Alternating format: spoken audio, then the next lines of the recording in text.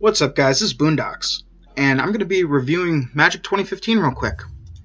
So, this game has a lot of leaps forward and several horrible steps back. So, for starters, you are now finally able to create one true deck that you really want to have for yourself. And that's really nice, because up until now, you've been stuck with whatever the game gave you.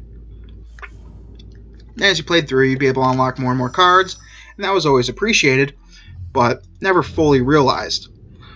The reason being, you're still stuck to a given deck and X amount. So the idea of being able to build your own deck is really, really cool. So I run into some main complaints with this as well. Namely, at the start of the game, you have to pick a deck. It kind of gives you a basic understanding of what that deck is, but there's no real inclination. So it's more or less a best guess scenario. What's this guy got? Merfolk. Whenever Gnosis comes on tap, target creature. Okay, that kind of sucks. But, oh well. So anyway, one of the main things that I'm having an issue with is in order to make your deck powerful, you have to play through over and over again, fighting different enemies in order to unlock more. Now that is pretty damn similar to how the old Magic games are played, except now you gain cards at random by opening booster packs. That's pretty interesting because, again, that's how it's played in real life. You go to the store, you unlock booster packs, and hopefully get what you want. So overall, it's definitely a cool step forward. However, I run into issues with the fact that the booster packs that you do get, you have no idea where you need to go and who you need to fight in order to get the particular creatures you might want to be farming up. Because of that, it's kind of guess and check. Eventually, I'm sure people will post online where you need to go and what you need to do, but for now, you're kind of screwed. In addition to that, you can go online and purchase other cards. Now, the way you do this is, I'm assuming if you have it on the tablet or on the console versions, you simply go to the area inside the game where you can buy the cards, booster packs, and then you get the extra booster packs and go up. You know, you get a bunch of them, you open a bunch of them, kind of cool, similar to real life again. Issue being, that kind of makes the game pay to win. It's always kind of been that way, but whatever, I can live with it. One of the main problems I have is in game it says to unlock whole collections, it should only cost me, what is it? It should only cost me $2 a piece. Instead, because I'm playing on the Steam version, it cost me far, far more.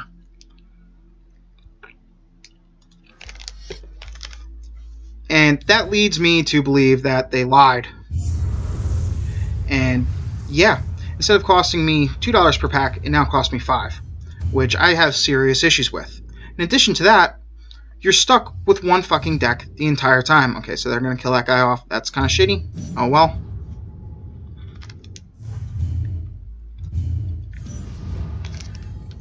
Too bad, so sad.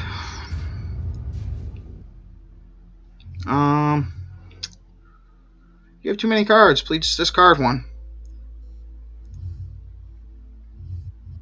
I'm going to get rid of Forest. You have too many cards. Please discard one. I'm going to get rid of my Pitchburn Devils. So you're stuck with one deck, which you then have to grind for quite some time in order to power up to a point that it's beneficial again. So I have serious issues with this for obvious reasons. And in the long run, I'll eventually be able to get everything that I could possibly want and be strong enough to win. But for the time being, I'm pretty much hosed.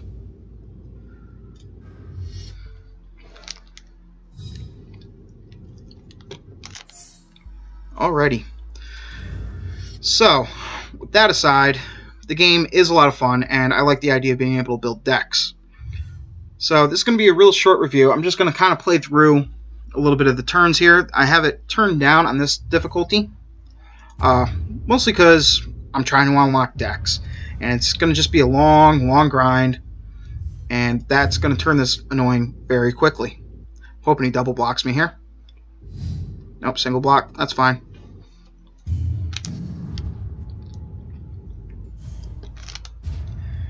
But in the long run, I'm feeling that the game could be a lot of fun if you put time into it.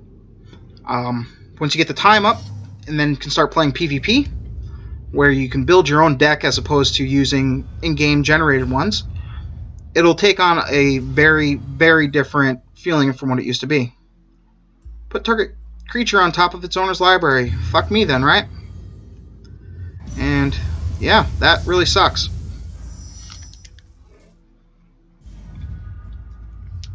So I just lost my first striker. Not a big deal. I'm going to play this guy again. I'm going to try to bait him into blocking me and killing it off, because I don't want that flyer out. So, continue into the attack phase. Attack with this guy. See if he bites. Which he did. So, time to bump him up a bit. And he'll quickly become a 6/6. Which is more than enough to kill that 3/2 flying fairy fuck. That wasn't, that wasn't homophobic either. That was a flying fairy creature. Turn target creature to its owner's hand. Fuck me again.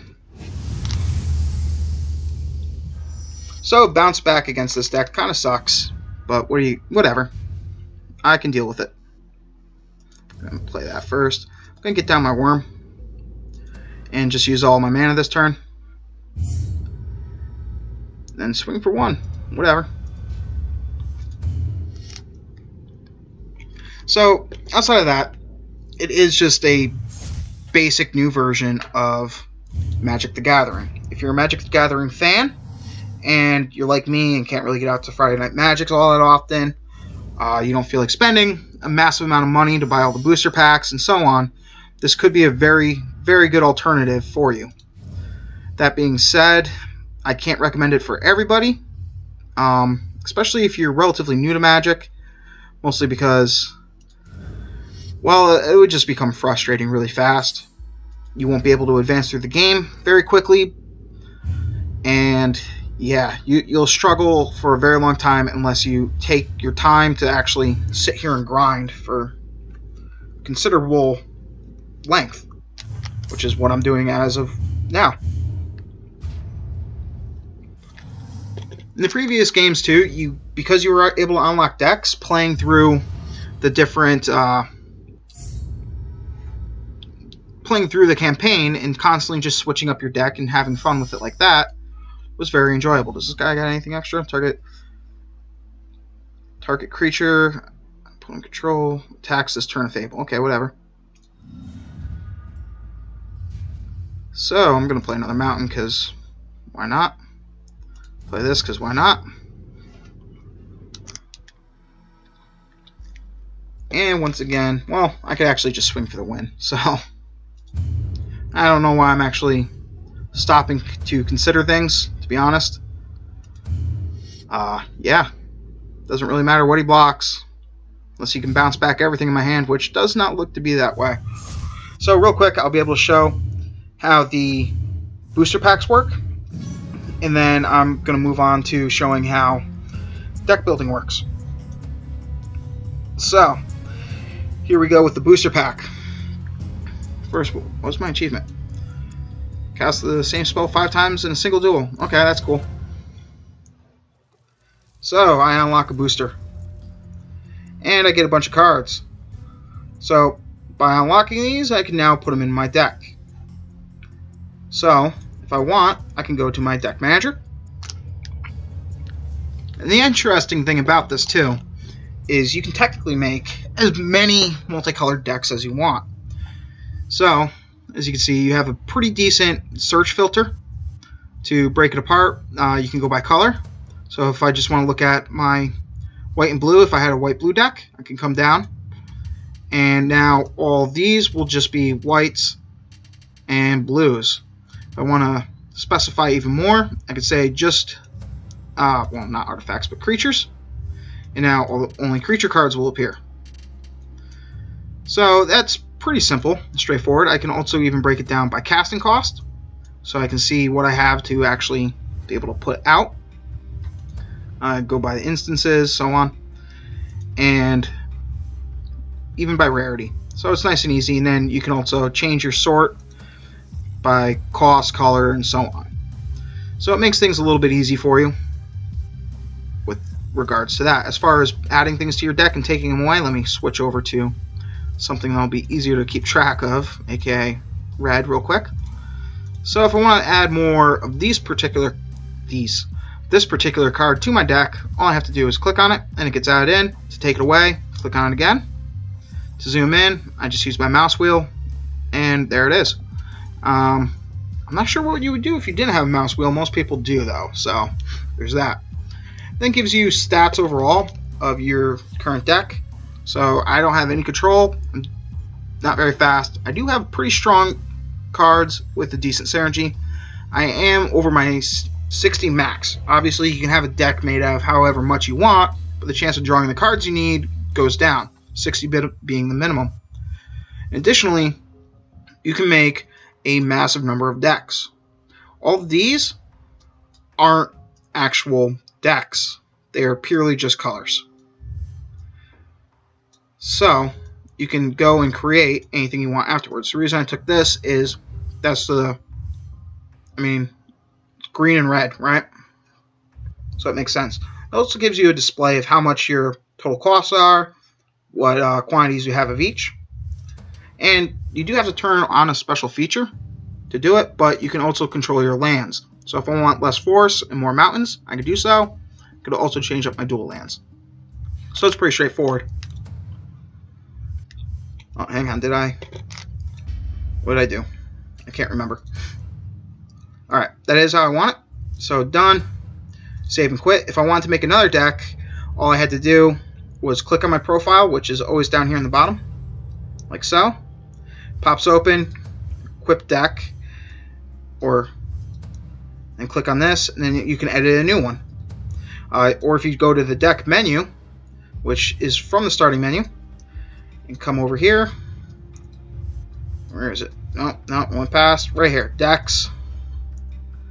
I can then go to create a deck, and there's the empty one that I just pulled up for no apparent reason. But there's create a deck, nice and easy. Now, as you can see, the menus are a real pain in the ass to scroll through. Instead of it just being like a boxed out thing that, oh, single player, options, decks, whatever. You have to go through this crazy thing. This was designed more for console use, where you just press left or right on D-pad. Apparently you can use the left and right arrows. First time checking this out. Makes things a little bit easier, but typically that means I'm going to have to remove my hand from my mouse. A and D also work. Just checking out new stuff. So besides that, it's a little bit annoying just getting through the menus. So I'm going to go back and do one more fight in maybe Innistrad. I do want to get more vampires and shit, but I'm going to keep going through on Theros. Anyways, guys, this is Boondocks. If you're big into Magic, I say pick it up, because now you can finally make your own deck as opposed to using in-game ones. Otherwise, you might want to pass on this and just play one of the old Magic Duels of the Planeswalker games, because you might actually have a little bit more fun with that. So, until next time, good luck, have fun, peace.